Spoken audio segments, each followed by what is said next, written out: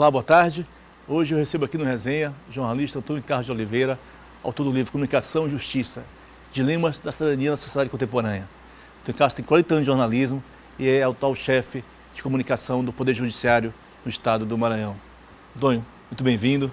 Obrigado pelo convite, muito prazer estar aqui com você conversando, um colega de profissão. E sempre que comunicação é tratada de uma forma com outro jornalista, sempre é interessante, né? Antônio, o livro é esse, Comunicação e Justiça, lançado recentemente, tem pouco mais de... Não chegou um mês, tem um mês não, né? É quase um mês. Quase um mês. Uhum. E aí são mais de quase 100 artigos, né? Comunicação e Justiça. E eu queria começar contigo, aqui trouxe um marcadinho aqui, algumas questões que são fundamentais nesse processo nosso, né, da atividade jornalística, como a sua também, que também é advogado, né, e que atua na comunicação do Poder Judiciário. Eu queria começar com, quase no final do livro, com Brisa da Intolerância, né, um artigo que se trata da política, e você propõe, Antônio, que quando mais a política deixar de lado, menos a política serve aos interesses coletivos. Exatamente. A questão é toda de distorções, né? Temos uma democracia imperfeita, temos a cidadania capenga do ponto de vista da dignidade do cidadão, dos direitos, do ponto de vista da participação política das mulheres. Existem cotas, inclusive, que estabelecem, porque não são cumpridas essas cotas, por sinal, e há alijamento total da sociedade em relação às decisões políticas, né? E de forma que todas essas distorções elas acabam por causar efeitos maléficos, né, à cidadania. Antônio, assim, muitas das vezes esse papel, digamos, de marginalizar, o marginalizado desse fazer política nosso tem a contribuição nossa, né, da imprensa, jornalistas e tal, quer dizer, que não consegue fazer uma leitura correta desse fazer político, do que é a política, e a gente, de certa maneira, tem ajudado a criminalizar a atividade política no país, né, Antônio? Exatamente. A questão toda que a política é vista, as pessoas, os cidadãos, grande parte dos cidadãos, eles acham que a política, eles têm que se manter afastados da política, né? Há uma, de fato, como você coloca, uma marginalização, há uma ideia, né, errada da política. Só que a política é necessária para o cidadão, para a sociedade.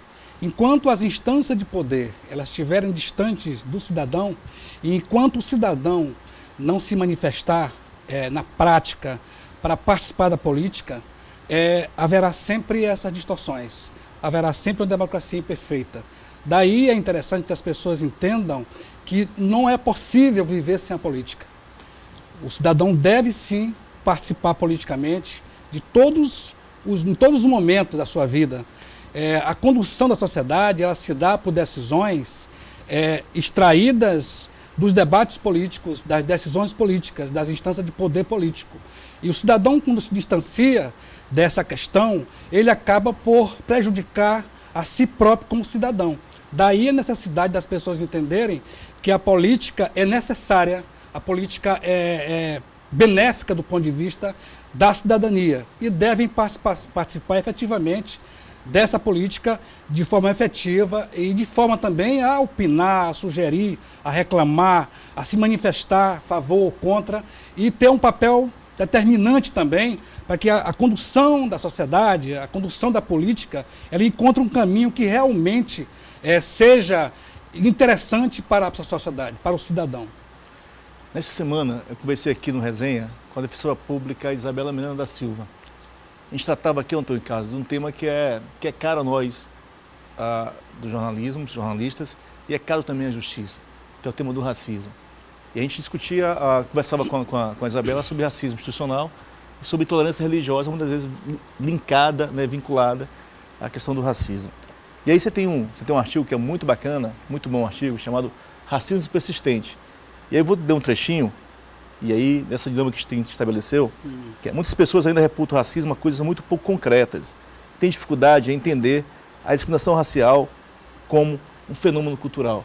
Quer dizer, isso, de certo modo, dificulta, né, esse entendimento de que seja, de fato, uma prática, né, o modo de ser, o modo de fazer, uma manifestação racista que é muito comum, né, no nosso país e no nosso estado, né, Antônio Carlos? É muito presente.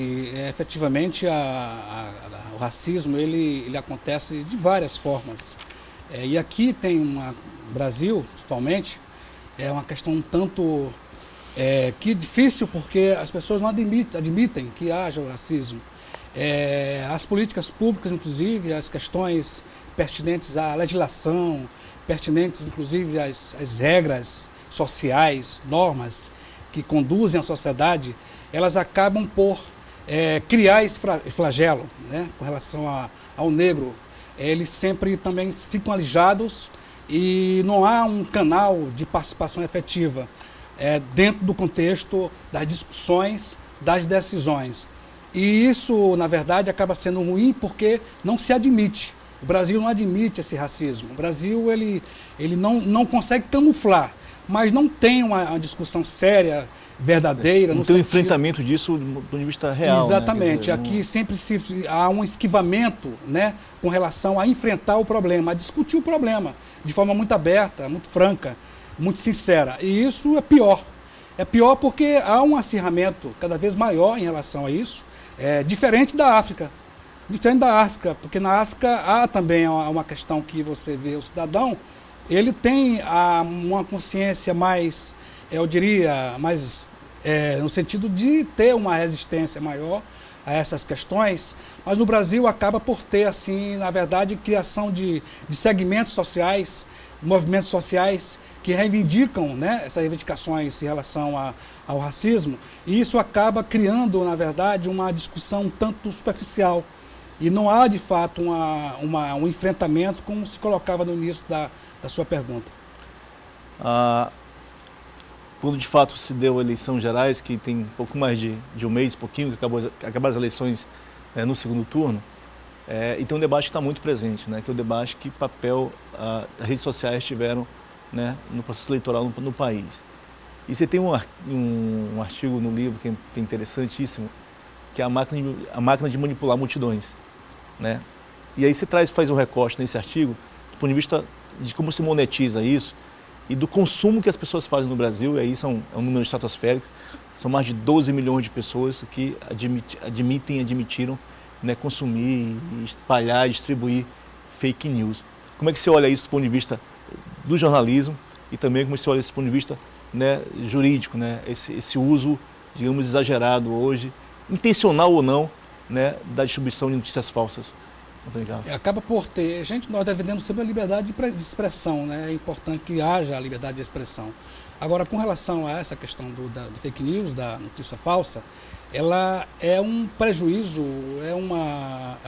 grande prejuízo ao jornalismo. O jornalismo perde com isso muito, enfraquece o jornalismo. Tem enfraquecido no Brasil o jornalismo em função dessa questão, que é uma discussão, inclusive, que nunca se enfrentou também no Brasil. Né? As próprias plataformas de redes sociais, elas também sempre dizem que estão fazendo alguma coisa, mas não se vê efetivamente mudança nenhuma. Ao contrário, você vê sempre o crescimento das notícias falsas, né? E na campanha eleitoral, inclusive, a gente viu muito isso. Né? Há um desvirtuamento, né, dessa questão das discussões que, de fato, deveriam ser discutidas por jornalistas.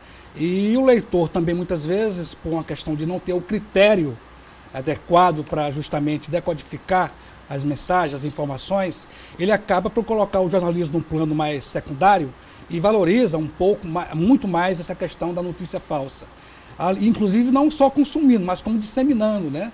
Então nós temos hoje um grande problema a enfrentar, a discutir, mas também com sinceridade, porque o Google, outros, Google, Facebook, né? Não estão conseguindo ter uma resposta efetiva e sincera em relação a isso. Tem um debate, né, no meio acadêmico, um debate do qual a gente lida também com isso, que assim, até a nomenclatura de notícia falsa, ela é falsa, né? Ela é inverídica, porque assim, se é falso não é notícia, né? Pelo critério de notícia, se é falso não é notícia, né? Então assim, de certa maneira isso nos dá, digamos, muito mais responsabilidade pelo aquilo que nós produzimos, pelo que nós divulgamos, pelo que a gente compartilha, né, Antônio Carlos? Assim, no momento que a gente também utiliza as redes sociais, quer dizer, institucionalmente você utiliza no Tribunal de Justiça, a gente utiliza aqui na TV Difusora, mas muito cuidado com aquilo que você está produzindo, né, enquanto, digamos, interesse jornalístico, né, ou noticioso. Né? Exatamente. E também há um problema também, além dessa questão desse agravamento em relação ao desvirtuamento da comunicação, da informação, há também outro grande problema da notícia sem apuração, né? Quer dizer, você vai somar tudo isso, já tem um problema sério que é a notícia falsa, a fake news, né? E você ainda encontra, muitas vezes também, a disseminação de informações que não tem a mínima apuração, não há um aprofundamento, não há uma informação de fato que leve ao leitor, pelo menos, ter uma ideia clara daquele fato.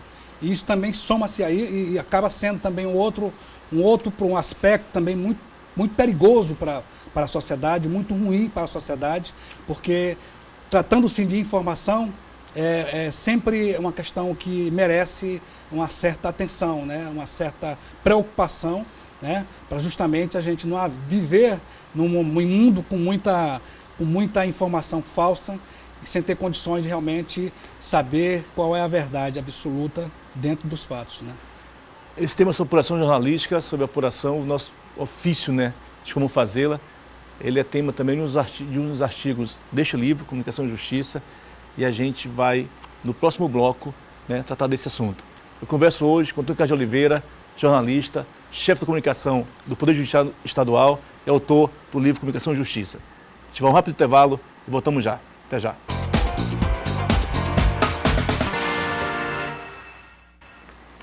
De volta ao Vivo Programa Resenha, aqui ao meu lado eu converso hoje com o jornalista Antônio Carlos de Oliveira, autor do livro Comunicação e Justiça.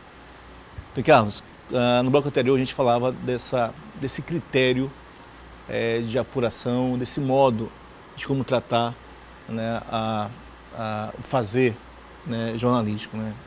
E a apuração é uma peça fundamental na nossa atividade enquanto jornalista. Né? Não há jornalismo, uma apuração responsável, devida, com checagem, enfim. E se trata isso, né, com muito cuidado, com muito carinho, no artigo Jornalismo Investigativo. E se diz lá uma coisa que é super legal para quem nos assiste, para quem acompanha, né, a produção jornalística feita no Maranhão, para quem é estudante, enfim, de que o jornalista tem que adotar alguns critérios em relação às fontes que ele utiliza para obter informações para suas reportagens. Do Carlos, tem muito se utilizado de fonte anônima ou de fonte não revelada no jornalismo local. Né? Se atribui a fontes, né?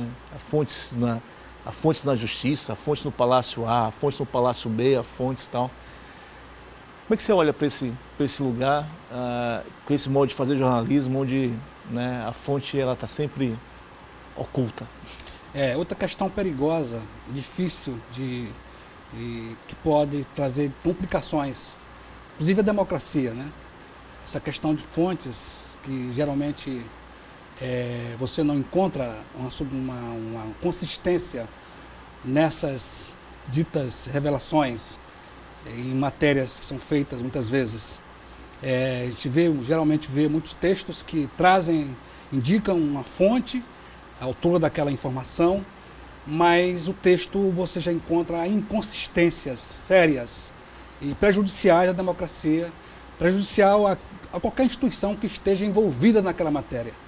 Daí essa questão ela é muito perigosa do ponto de vista político, porque para o jornalista é ruim quando um jornalista ele se conduz de forma não muito ética, porque isso enfraquece a categoria, enfraquece a nossa própria missão de levar a verdade, de ter realmente um posicionamento um tanto sério em relação à informação. O nosso problema é que muitas vezes essas informações elas acabam por gerar prejuízos danosos à democracia. Né? Não é o fato apenas de você macular uma imagem de uma instituição, macular uma pessoa, mas o prejuízo é muito maior do que isso. Né? Não é um prejuízo apenas pessoal de quem esteja envolvido naquela matéria, ou citado naquela matéria, mas é um prejuízo para a categoria mesmo de jornalistas, que isso inclusive causa essa questão da própria dificuldade das pessoas realmente manter uma credibilidade ao jornalismo, ao jornalista. O jornalismo só pode crescer realmente com a informação bem apurada, com aprofundamento, né? E que tenha, de fato, a informação correta, do ponto de vista político, do ponto de vista da própria questão seja a linha editorial do jornal, do veículo ao qual o repórter trabalha, mas tem que haver essa preocupação realmente com mais intensidade na informação que se presta à sociedade.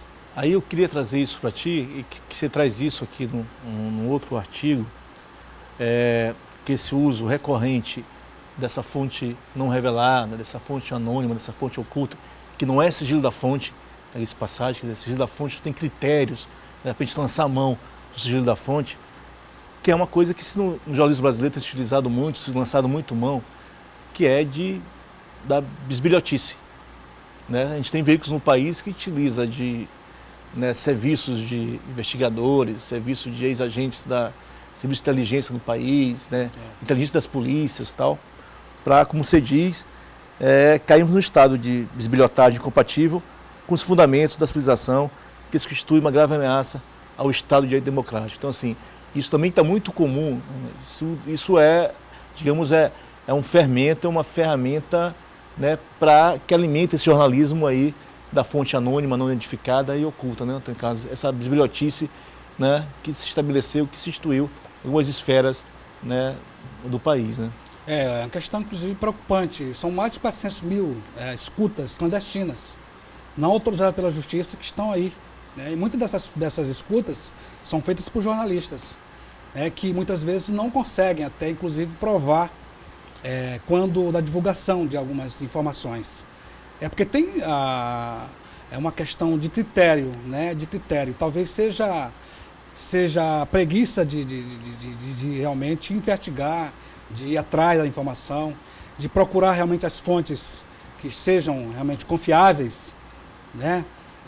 A questão da própria elaboração da matéria, como o jornalista se comporta diante das situações, ter um entendimento, a consciência de que nós temos um papel na sociedade, um papel importante, de levar a verdade e de alguma forma corrigir algumas distorções. Quando levamos a verdade à sociedade, quando tratamos o jornalismo com mais seriedade, com mais afinco e com esse respeito à informação, nós temos uma contribuição muito efetiva à sociedade.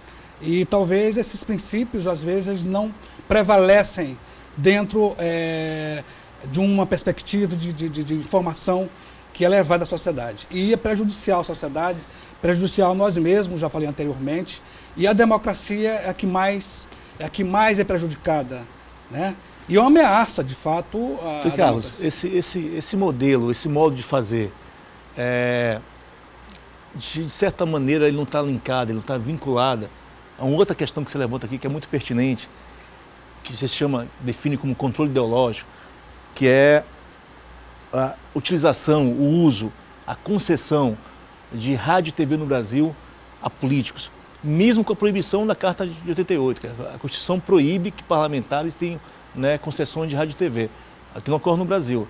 Esse modo, talvez ele não tenha uma vinculação muito forte com esse lugar de quem é o patrão hoje, do ponto de vista da televisão e da rádio no Brasil? Eu acho que essa questão é preocupante também e ela amordaça a sociedade. Você, quando tem esse controle ideológico, que na verdade é um controle político também, porque a comunicação no Brasil ela é usada muito mais como instrumento político do que muitas vezes como instrumento de informação. E nós temos, inclusive, fomos ver os veículos existentes no país, os corredores de comunicação no país, percebe claramente que ali há uma estrutura de política para justamente manutenção de pessoas no poder. E essa comunicação não serve à sociedade. Não serve porque o critério de concessão já é um critério realmente cheio de distorções. Né? Não um critério realmente que tenha elementos assim, principais da comunicação, de ter realmente ajudar a democracia. São sempre critérios cujos requisitos eles passam por uma questão política, de interesses políticos, e é muito complicado. E, na verdade, acaba por sufocar o cidadão, acaba por dar a ele pouca possibilidade de ter voz, pouca possibilidade de expressar sentimentos, de expressar ideias, de expressar suas posições políticas, porque há um entupimento de informação, há uma segmentação assim no sentido de justamente sufocar a sociedade com informações, e as vozes que discordam, as vozes dissonantes, elas ficam realmente sem eco. E é muito complicado isso. É outra atitude, é outro problema que nós enfrentamos no Brasil, seríssimo, que precisa ser corrigido urgentemente. A gente está chegando no finalzinho do resenha e tem uma questão que eu acho que é fundamental para nós todos, que somos jornalistas, e para vocês, no teu caso, efetivamente, que trabalham no Poder Judiciário, e aí é que está no artigo chamado Ganância Desmedida, que é quando se trata de bancos, planos de saúde, né, lidar isso com a pauta. Quer dizer, esses casos eles lideram qualquer ranking que se faça em relação à defesa do consumidor, né, ou de não garantia de direitos dos consumidores, planos de saúde, banco, telefônicas aparecem ali. Como lidar com isso? Tanto lá, né, quando vocês cobrem, né, a cobertura do trabalho da justiça, quanto lá de cá, do ponto de vista da atuação das redações, de como tu olhar para esse lugar como um setores que de fato não têm o hábito de cumprir com aquilo que preconiza, que prega o Código de Defesa do Consumidor, Antônio Carlos. É a grande questão, né? Eu acho que é a questão do próprio código. O código, ele talvez precise ser atualizado, né, em relação a garantir, dar mais garantias ao consumidor. Há também a questão da própria regras bancárias, regras comerciais, que não são muito claras, e que o cidadão acaba por não conhecer com profundidade, até ter condições de alguma forma ir de encontro a isso, combater. E há também a questão da informação também, porque muitas vezes um banco, por exemplo, detém informações que de fato é de interesse do cliente, e muitas vezes o cliente não sabe. Ele não sabe quanto desconta o imposto, uma tarifa, e isso é muito complicado, né? E acaba sendo também um prejuízo, porque você não tem condições de justamente ter força para combater. Os órgãos de defesa do consumidor realmente também estão hoje atuando, mas há preciso realmente uma reformulação por completo dessa ideia de relação com o consumidor e muito obrigado, tá? Muito obrigado. Foi um prazer conversar contigo hoje no Resenha. A resenha fica por aqui. Conversou com o Carlos de Oliveira, autor do livro Convicção e Justiça. Eu volto na próxima segunda-feira. Um ótimo final de semana a todos e até lá, depois do Zé Cirilo. Tchau.